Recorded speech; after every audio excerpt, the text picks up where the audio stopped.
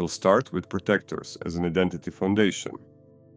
To illustrate how complicated this can become, let me briefly describe one of my clients, a 28-year-old journalist named Marco. He was intelligent, creative, and open, already engaged in a personal journey of self-exploration through reading and trying out different modalities. He had managed to break through patterns of forced agreeableness and compliance in many areas of life, which gave him some new freedom. This was especially visible at work, where he had previously been assigned the most boring tasks, such as writing articles about celebrities for a news portal. Eventually, he secured a better position that allowed him to write about topics that felt more meaningful to him. However, it took him 2 years to finally master the courage to ask for another position, because he was afraid he would be fired if he did. This wasn't the only area where he lacked courage. He was extremely self-conscious in social gatherings, especially when he found himself in the spotlight. At times, he even fell into distress, feeling intimidated by other men, particularly those who appeared confident and overtly masculine. That led him to avoid social gatherings, slipping into isolation and spending time alone. Although he enjoyed his solitude to some degree, it was ultimately unsatisfying because it lacked any meaningful relationships. To that extent, he even began to despise people in general, preferring the company of those who would get him, meaning people with whom he felt safe, who wouldn't trigger his vulnerability or make him feel threatened in any way. Besides that, another source of frustration was his inability to work on side projects and creative pursuits. After a flash of inspiration, he had no discipline or will to continue. He came to therapy wanting to gain more confidence and to understand why these patterns persisted. I won't go into the full case study here. Instead, we'll focus on the structure that unraveled during the first stage of therapy, which lasted around a year. When I first asked him what he felt regarding one of these problematic social situations, he was surprised by the question. He said, "Felt? What do you mean, felt?" He was genuinely surprised and said that he didn't know, and that there was no way for him to know what he felt. He said he felt good, adding, "I suppose." Upon further exploration, which took some time because he didn't know how he should feel anything, he said that he felt nothing, or, if anything, some vague nothingness. When I asked him how he knew what he felt in times when he was endangered or self-conscious, he said that he doesn't feel, but simply knows he is like that. It was more an idea in his head than a bodily awareness. You won't be surprised when the first IFS session revealed that he was completely identified with his intellectualizer, a smart, witty, funny, analytical, sometimes abstract part that would intellectualize everything. This was the only way he knew how to show up in the world. He could remain unblended only briefly, before blending again, needing time to reflect on what had just happened. Because he was so strongly attached to his identity as an intellectualizer, he felt confused when he experienced himself outside of that part. His protector complained that there was no point in doing this, voicing concerns that there was nowhere else to go. In that moment, I had the sense that the glass wall had begun to crack. At the beginning, he would come in a good mood, engaged, interested in what would happen next. However, as he relaxed and we got to know each other better, he more often arrived in an apathetic state, unwilling to work on anything, disinterested, drifting into recounting random happenings from work or daily life. It felt detached. He would often just offer intellectual remarks and theoretical assumptions about his experiences. When I asked him how he knew that he was apathetic, what sensation gave him this information, he would just say that he knew he was apathetic, that there was no sensation in his body, it just was in his mind. So, in his case, it wasn't only the exile that was excluded from awareness, but also his body, and any emotion whatsoever. Yet his exclusion was unusual. He didn't actually feel anything, but he always somehow knew what emotional state he was in. When asked if he knew why he was in his present mood, he would typically blame the weather or some other external factor: traffic, work, food, sleep, or whatever else was at hand. This naturally sparked curiosity in the direction of why his psyche had to be structured in that way. Because if it didn't have to be structured like this, it wouldn't be. People don't become so dissociated without a good reason. And since it was evident that this was his structure, I could assume that this wasn't just a consequence of one or a few events, but the result of prolonged exposure that shaped his structure, among other things, through extreme dissociation. Another thing that was clear to me was that he identified with the intellectualizer and carried a good deal of pride in his intellectual creativity. This was expressed in the creative writing he did outside of his job, and in the pride with which he spoke about his endeavors in philosophy and psychology. I could sense that, on some level, he felt superior to others because of it. This sense was also reflected in the disdain he held toward earthly pleasures, like sex, food, and the need for closeness and intimacy, whether he was the one indulging in them or watching others do so. The exile was completely outside the scope of his awareness and unavailable for work. Sessions spontaneously focused on the parts responsible for avoidance and dissociation. The first part that surfaced was the harsh judge, a voice he eventually connected to his father, who had been terrifyingly harsh during his early years. This included not only verbal abuse and outbursts, but also physical beatings. At times in therapy, especially when we move toward emotions or body awareness, a cynical part he called the trickster would appear. He would insist he didn't need to feel feelings because he already knew them, and argue that this was enough. After all, what's the point of going there?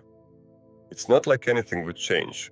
He experienced this part as a joker, trying to trick me through mental gymnastics, insisting he should be allowed to do things his way and avoid what I wanted to explore. Marco described how he often experienced this part in life, at work, and throughout his schooling and education. In a way, he was quite fond of it. It gave him a vague sense that he could always get out if he felt trapped. He noted that this was how he felt at work most of the time. As we worked through these parts and connected them with biographical accounts from his life, he began to gain insight into the way he had dissociated from his body, emotions, and vulnerability. At first, it was purely recollection of events, without any emotional charge. Later, he managed to catch some feelings as they appeared.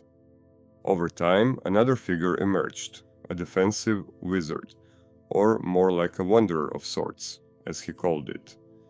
Its role was to keep him dissociated and detached. This part refused to unblend, because it perceived emotional contact as a great threat. The wizard only stepped back when we ensured that no emotion from the exile would overwhelm the system, with the self taking the lead.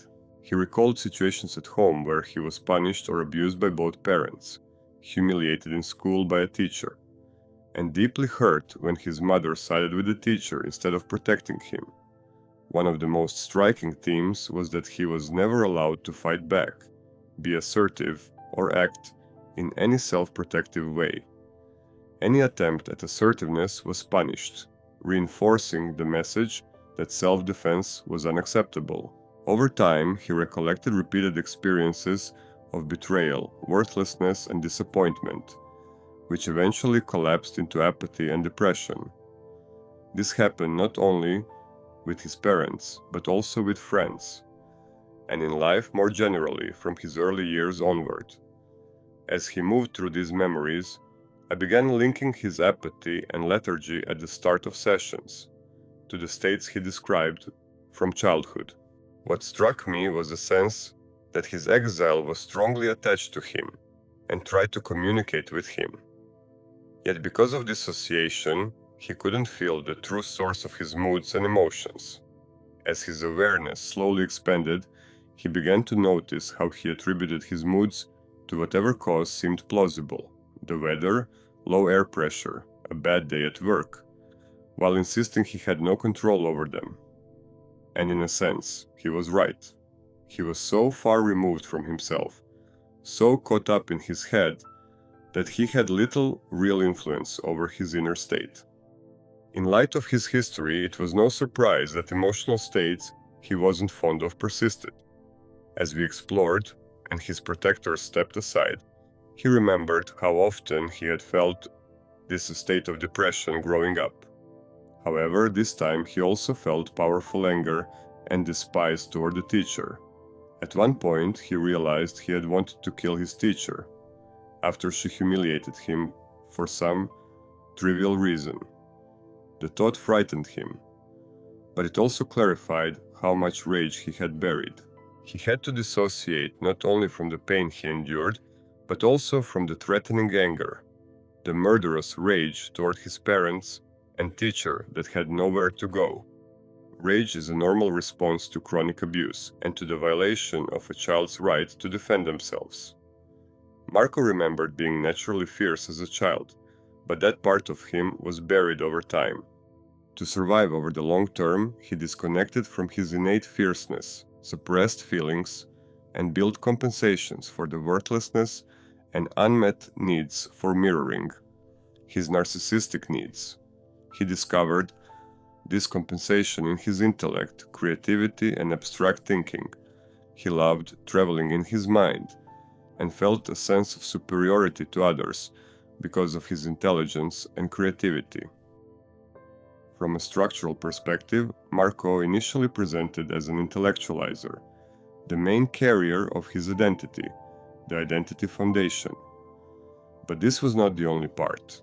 The trickster and the harsh judge also carried his sense of identity, often merging so seamlessly that they felt like the same entity, supporting one another in maintaining distance from his exiles.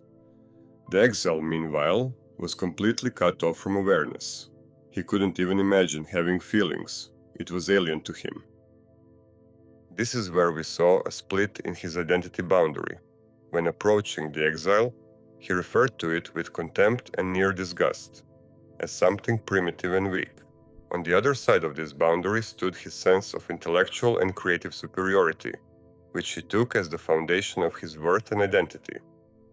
These protectors served as a shield against the exile, much like in Reich's descriptions.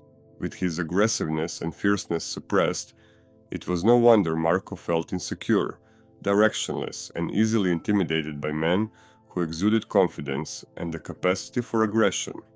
Of course, he despised them, carrying a general contempt for others, whom he saw as unsophisticated and primitive, projections of his own sense of unworthiness.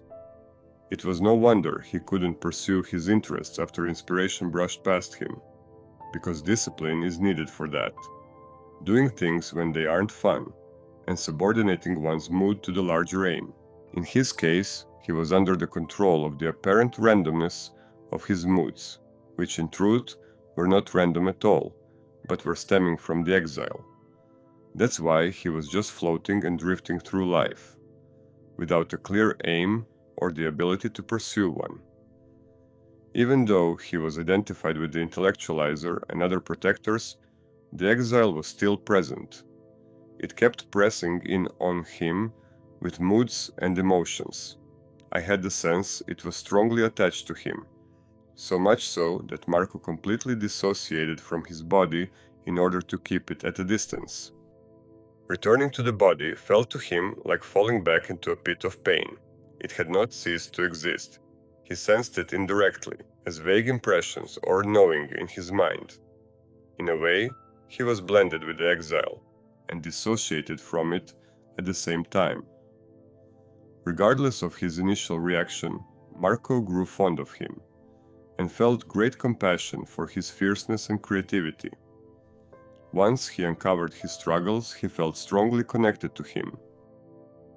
As cooperation between his parts grew, we moved a step further. and arrived at complete identification with the real self. He entered this state with ease and experienced a profound sense of connection, seeing it as the center of a galaxy and recognizing how the self was reflected throughout his parts. Naturally, he wanted to remain there as long as possible, saying this was what he had always longed for but never truly knew existed. Looking through the axis, his identity foundation was created by a group of protectors: the intellectualizer, occasionally the father, and the trickster. Markov felt he was intellectualizer most of the time.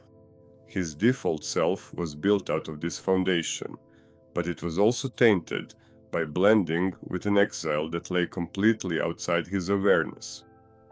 This exile was excluded and kept at a distance through the work of the dissociative wizard wanderer. Even when emotions or needs were present, he couldn't connect to them directly. It was as if his protective parts were giving him second-hand information about his emotional state, which he then had to rationalize. That became his identity boundary, set between the protective parts and the exiled part. The existential positions carried by his parts could be expressed as follows: I am superior because of my intellect and creativity, and others are primitive, unsophisticated, or contemptible. Returning to the body means falling into a pit of pain. I must avoid that at all costs. Feelings are dangerous and pointless. My moods are random and beyond my control. I must stay in my mind. If I move away, I'll fall apart. The exile's position could be expressed as, at my core, I am worthless, betrayed, disappointed, and unprotected. I feel desperate and everything is pointless. I feel rage that I can't express. I feel I was unjustly hurt. I'm not allowed to defend myself, and I have to give in to others. Of course, each part has its own logic and position, influencing him to varying degrees from moment to moment, depending on both internal and external factors. For the sake of simplicity, I've expressed them in this way. As a joke, we could even put him on a pie chart and measure which influence is present in the moment. These positions aren't rigid. They can shift and switch from one moment to the next, with varying degrees of awareness, identification, and blending. Seen from this perspective, it's no wonder he reported the symptoms he did, and we can tie them directly to the experiences he carried inside. Gaining insight into his internal map and building a relationship with these parts marked the beginning of his journey. If I hadn't spent years building an understanding of these mechanisms, I would have been completely lost in his dissociative, intellectualizing, self-aggrandizing protection, clueless about how to approach it effectively, how to make sense of his symptoms, or how to build a path forward.